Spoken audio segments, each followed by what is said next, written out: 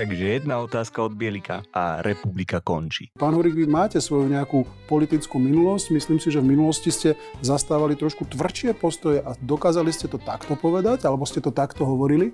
Nehovorím, že je to dobré alebo zlé, ale takéto stanoviska momentálne nie je počuť. Takže skúsime odpovedať za pána Uhríka, pretože Milanko pánovi Bielikovi neodpovedal. Prečo v minulosti zastával tvrdé názory voči EÚ, chcel silno vystupovať a dneska už také tvrdé názory nemá. Takže sú iba 3 možnosti na výber. Prečo Milanko zmenil názor? Možnosť A. Milanko to citlivo navnímal a zistil, že Európska únia je perfektný projekt a projekt budúcnosti. Možnosť B. Milanko chápe, že Európska únia nie je dobrý projekt.